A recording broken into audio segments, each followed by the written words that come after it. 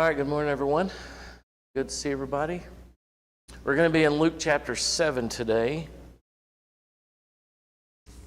The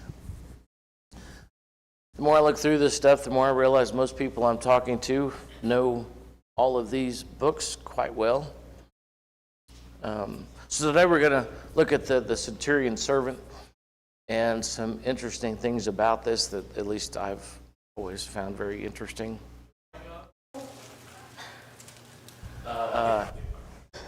May not be turned on.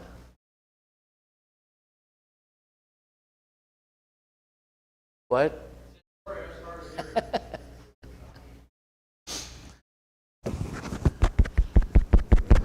right, there we go. Is that better?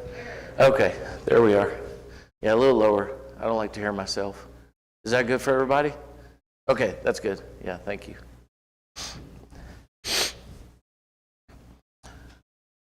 All right, Luke chapter 7. After he'd finished saying all the sayings in the hearing of the people, he entered Capernaum. And Capernaum was his kind of his home base in terms of operations. And when he gets there, and if you go to the end of chapter 6, chapter 6 is kind of Luke's version, at least beginning in verse 20 of Matthew 5, 6, and 7, but just a little bit condensed. So he has the blesseds, loving your enemies, judging others, tree by its fruit, etc., building your house on the rock. And so you flow into chapter 7. After he'd finished saying these things in the hearing of the people, he entered Capernaum, and a centurion had a servant who was sick and at the point of death, and he was a highly valued servant to this centurion. And when the centurion heard about Jesus, he sent to him elders of the Jews, asking him to come and heal his servant. And when they came to Jesus, they pleaded with him earnestly, saying, "He is worthy to have you do this for him, for he loves our nation, and he is the one who built us our synagogue." And Jesus went with them, and when he was not far from the house, the centurion sent friends, saying to him, "Lord, do not trouble yourself, for I am not worthy to have you come under my roof. Therefore I did not presume to come to you, but say the word, and let my servant be healed. For I too am a man set under authority, with soldiers under me, and I say to one, go, and he goes, and to another, come, and he comes. And tell my servant, do this, and he does it." And when Jesus heard these things, he marveled at him. And turning to the crowd that followed him, he said, "I tell you, not even in Israel have I found such faith." And when those who had been sent returned to the house, they found the servant well. So one of the curious things here, obviously, is this centurion, and this is kind of a rhetorical question, is this centurion a Jew or a Gentile? It's a Gentile.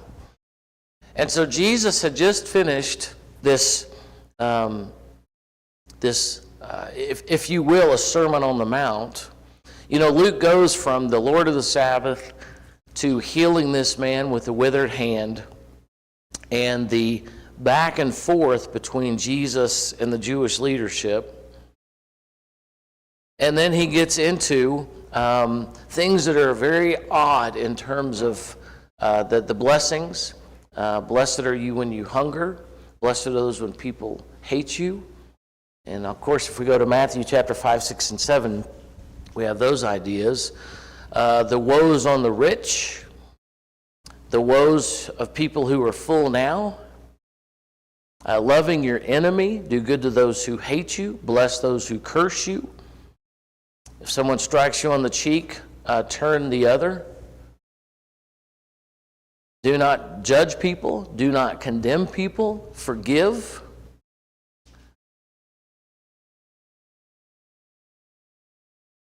a tree bearing good fruit. If you have bad in you, that will come out in what you do and the fruit that you give.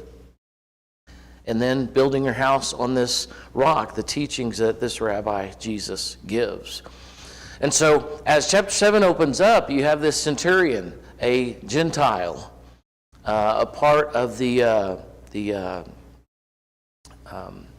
force, if you will, the ruling of the Romans.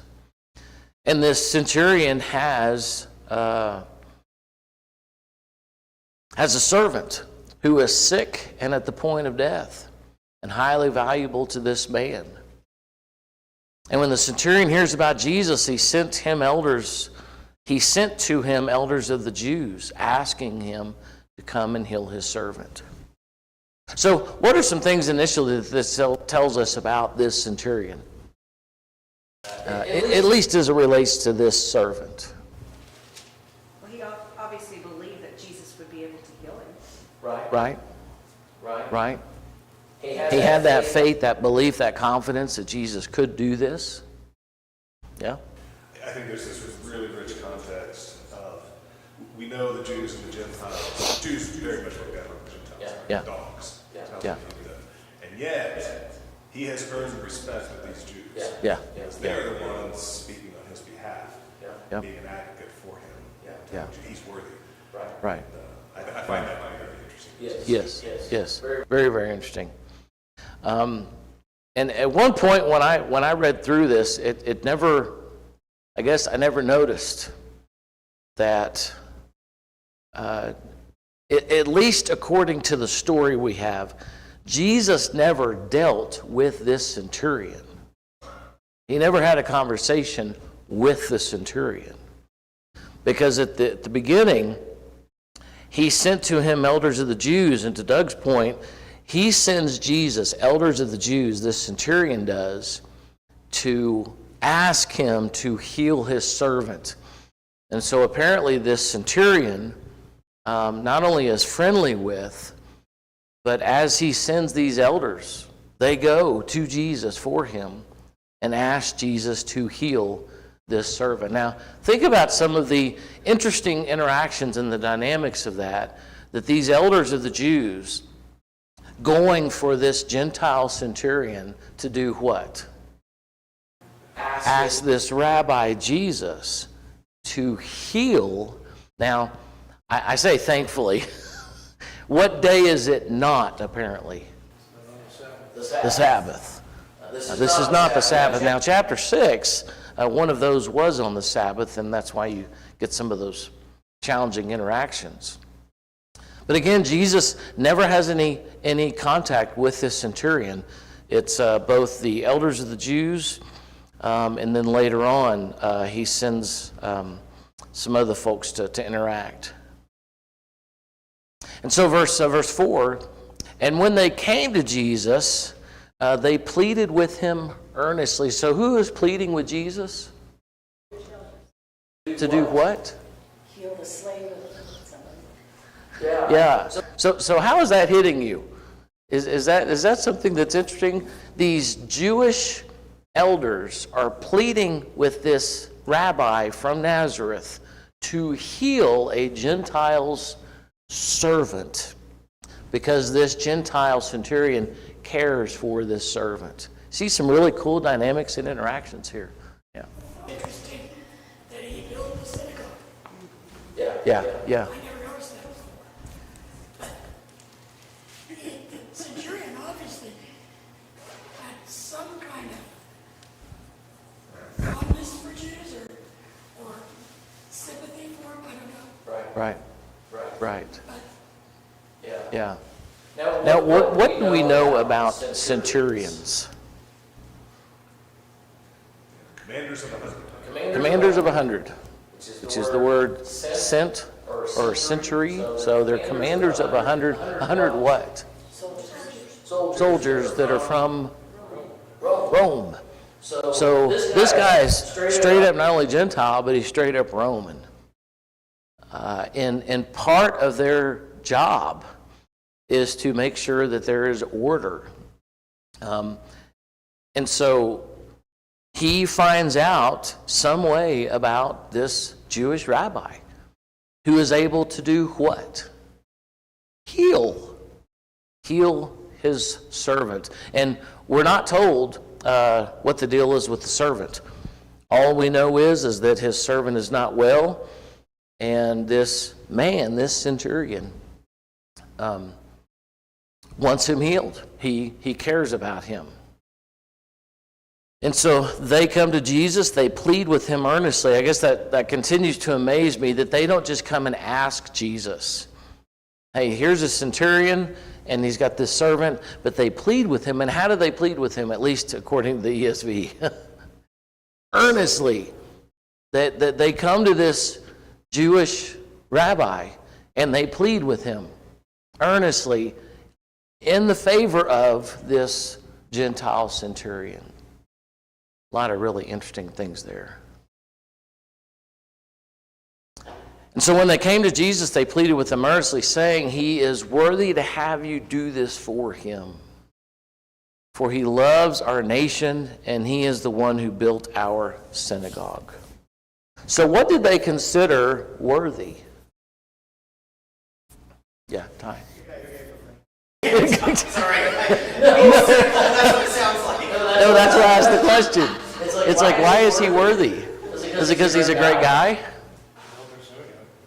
What's that? He built their synagogue. He built their synagogue. And he loves their nation. And he seems to love their nation. And maybe he loves their nation. He loves their nation as a result of him building their synagogue. So there is some good synergy here. There is some good relationship between this centurion and the Jewish nation. Otherwise, it's possible to say, look, you go ask him yourself. Hey, Andy. Yeah. The scribes and Pharisees were basically government for the Jews, so Yeah. I'm sure that they were interacting with him in a government way too. You know, so the relationship they had there, as well as the fact that he was giving money to Yeah. help the nation. Yeah. Probably good relationships. Yeah. Great point. And you know, you also don't know how in terms of the culture, the civility, if you will, and maybe they had just really good relationships in terms of between the centurion and imagine not only centurion but also his men. He's got 100 guys that are underneath him that are in this area. Yeah. Is there a difference between just the elders of the Jews and the Pharisees and scribes? Because I don't know if it's just elders of like you see in other countries, elders of a tribe. Right. With the Pharisees, different because it surprises me that they would ask Jesus if they're Pharisees to heal someone. Yes. Because they didn't believe in Jesus. Yes. Well, that's what I found so curious. Is not only did they agree to go ask him, but they also went and asked him specifically to Jesus, and they pleaded with him earnestly. It's like Luke on purpose tells us what that interaction was like. I mean, they didn't come to Jesus and say, hey, we need you to do this, but don't do it on the Sabbath. Or we need you to do this, but make it quiet. It seemed like a very amicable conversation. That's why I wondered if it was just elders of a kind of an area. community. Right. I could see them doing that because they may have believed Yeah. in Jesus. But I Yeah. can't see Pharisees doing that. Right. But maybe they were, I don't know. Yeah, that's a good question. I don't know. I don't know for sure either. My speculation is that these were just general elders of that religious community, the Jewish community. Some of them may have been Pharisees, some of them may have been Sadducees. Right. They don't appear to be teachers of the law or scribes. Right. Some of them may have been. But just in general, I do think they were just kind of elders, people who were respected. Right. Yeah. And this may get in the weeds a little bit, but it's interesting that they're not defined in any way. They're just elders. So, and as with other stories that were given by the different authors, it's teachers or Pharisees or, scribes or whatever, and here it's just elders. And you would assume that that's, older men, at least older for this time. Yeah. I just looked it up as saying that in context that elders generally refer to community leaders and judges who apply the law, while Pharisees were a specific Jewish sect known for their strict adherence to both the written. So it's a community leader and judge who applied the law in that area. So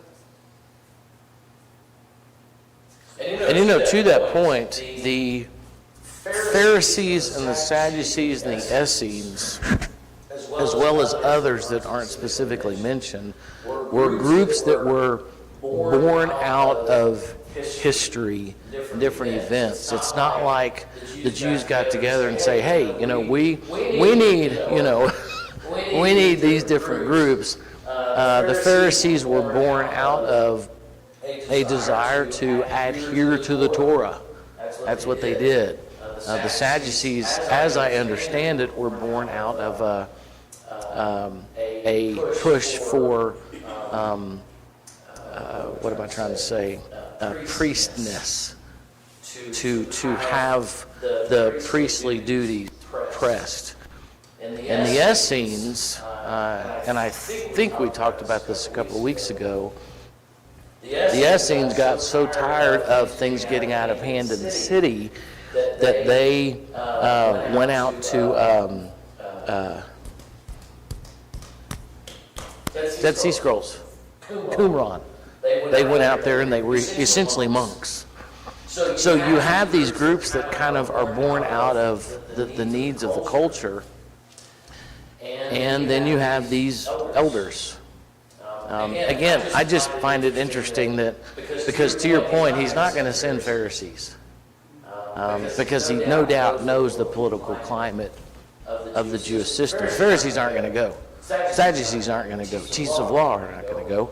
And maybe he's got some elders that are that he's just good and chummy with, and he knows they're going to go and help him out. And again, I want us to notice what is the problem for this man.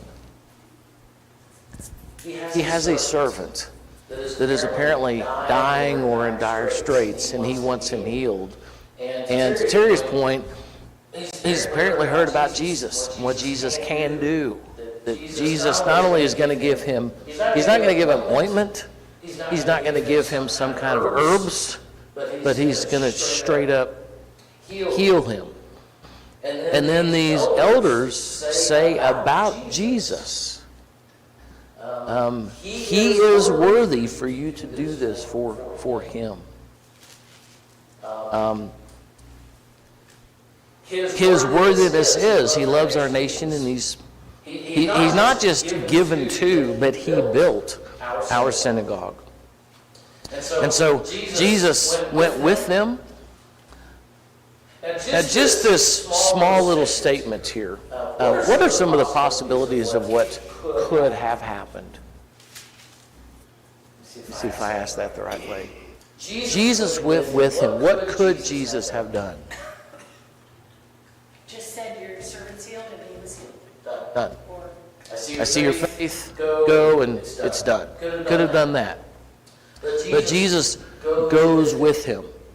Chooses to go with them, these elders, to this centurion's home, apparently.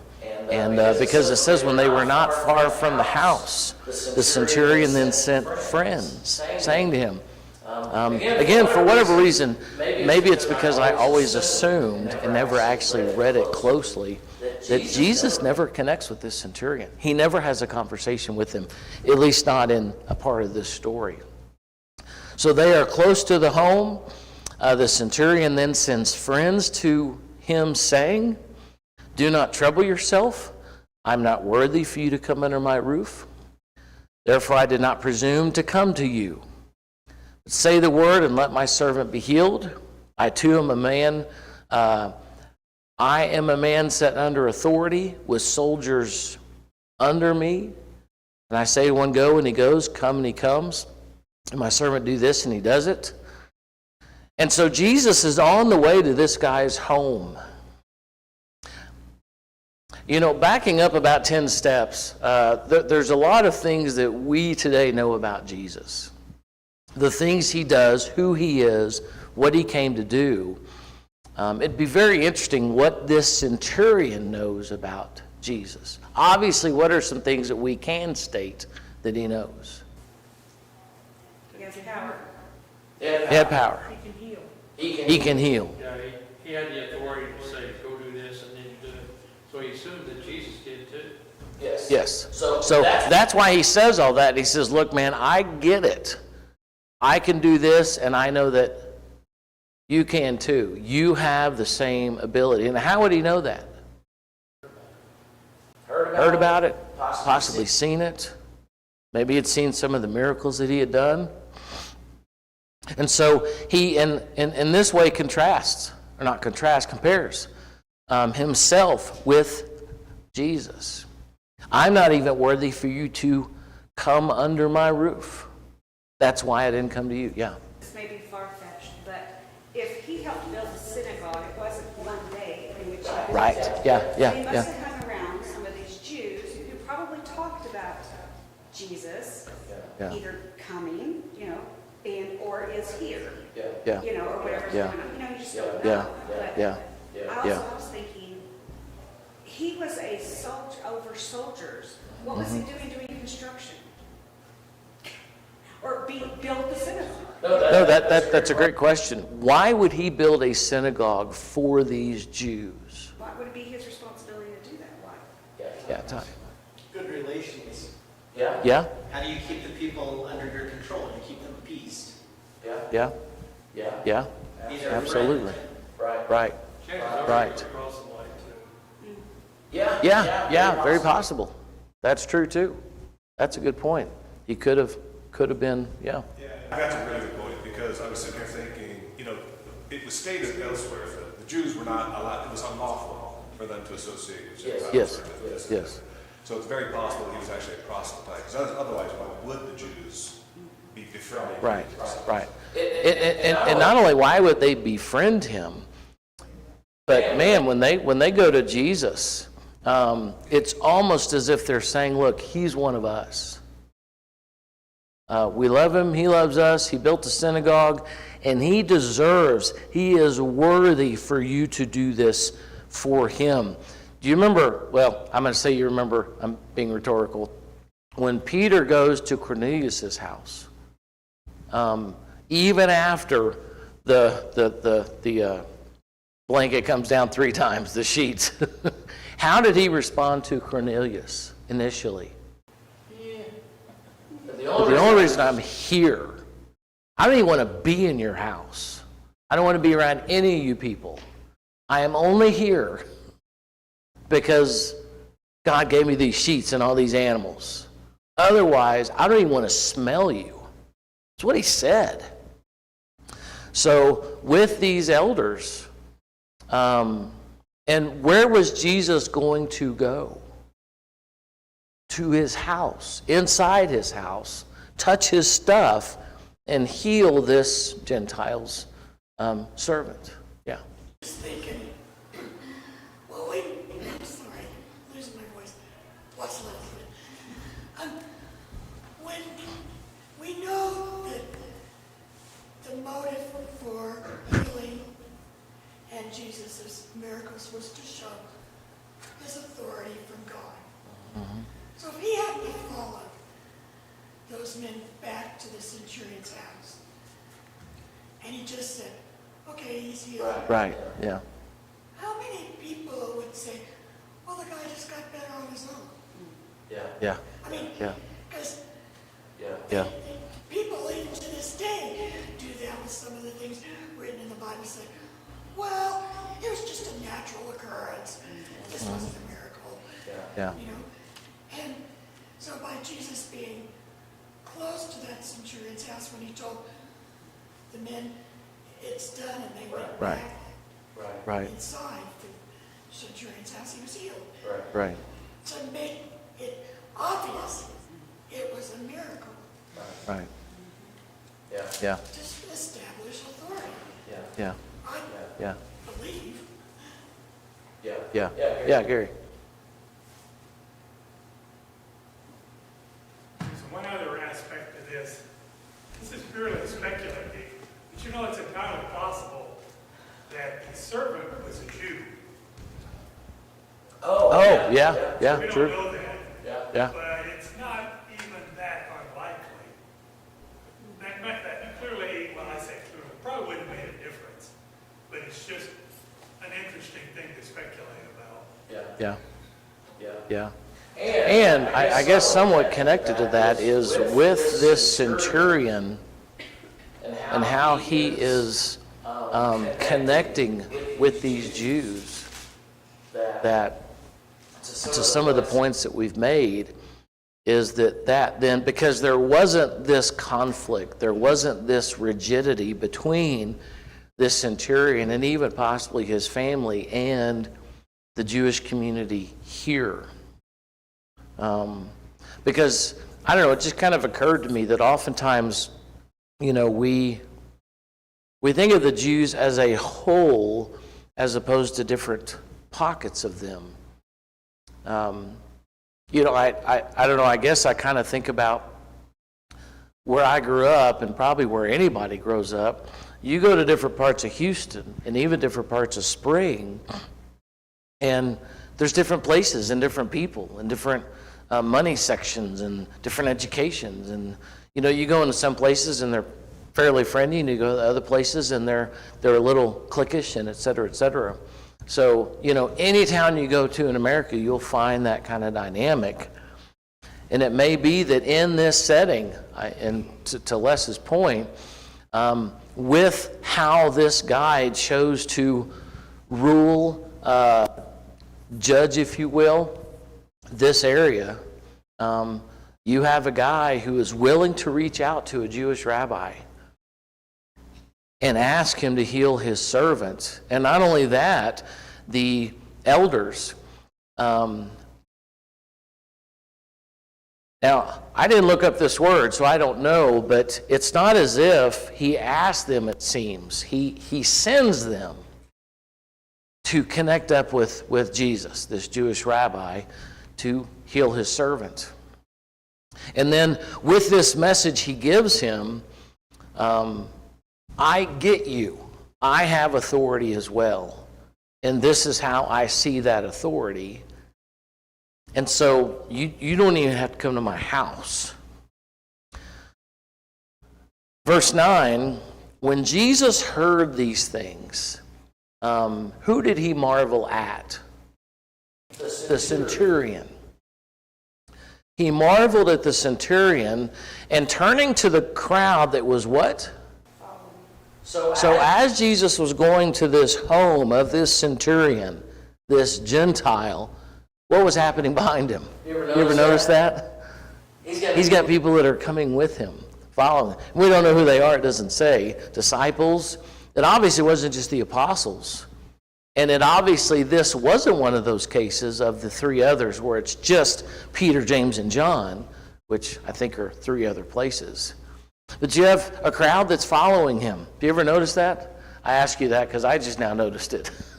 You've got a crowd that's following Jesus to this centurion's home because Jesus is going to heal him. At least that's the assumption. And so as Jesus then turns around to this Jewish crowd, you would assume, I guess you could have some Gentiles there. I tell you, not even in what? Israel. I have found no Israelite with such faith, belief, confidence in what I'm able to do. So after, at least in terms of this narrative, remember Luke chapter 6, Jesus heals a guy with a withered hand.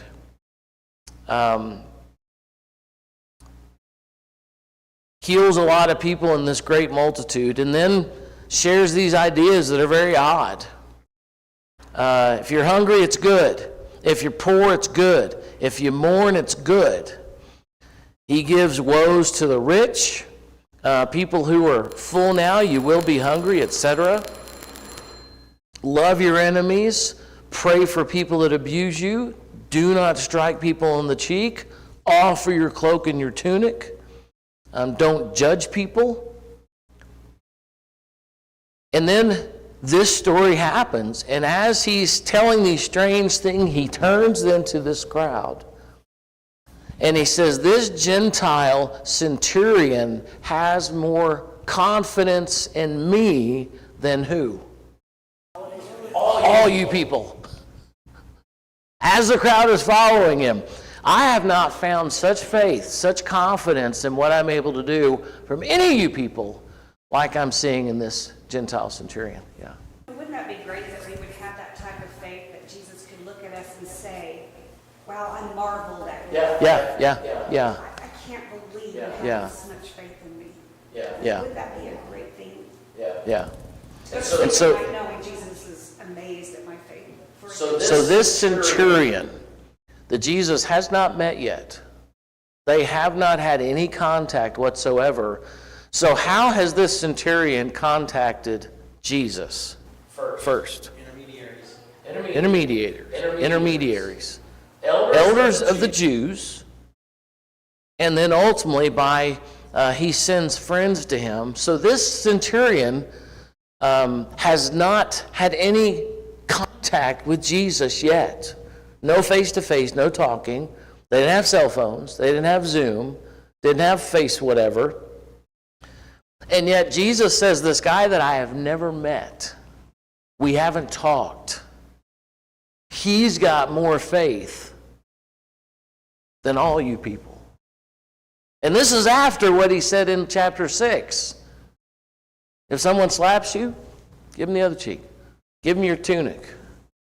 Love your enemies. Pray for them. People that persecute you, what should you do? Pray for them.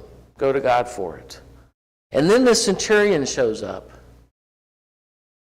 He's got more confidence than all you people. Yeah. Don't we see that sometimes today? We see that, I know I was talking to somebody this last week, and I was like amazed at her faith in God, and she didn't even know some of the things that the Bible talked about. And I was thinking, wow, she really has this faith in Christ, as a new Christian, that she didn't know all of these nuances of things that are in the Bible, but her faith was just so strong in Christ. Yeah. Very much so. Yeah, Les. Interesting to me too that the centurion says he's got all this authority and everything, but then he turns around and says, I'm not worthy of you to even come under my roof.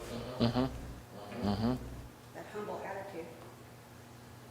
And I think like some of the stories we have in the Gospels where there is information we don't have, because what would cause him to say that about this Jewish rabbi? Yeah, Teresa. I was just going to say along the line of what Les was saying, that shows, which doesn't happen very often, a person in authority with some humility. Yes. Yeah. Great point.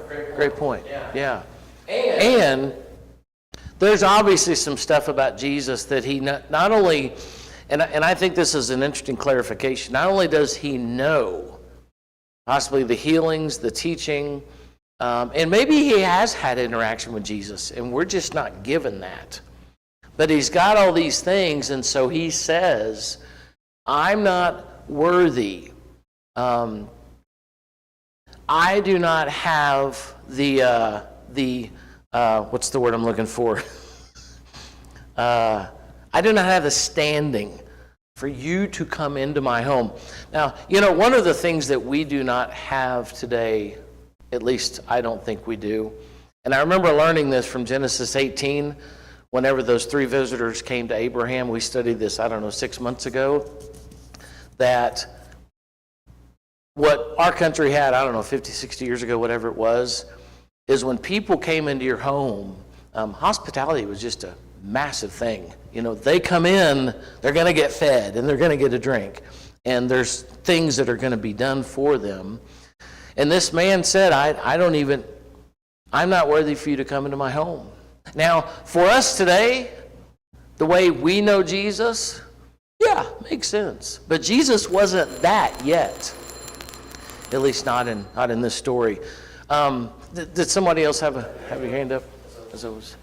One last thing that I want us to notice is, and I've noticed over the last couple of months, there's a lot of things that I assume about these stories.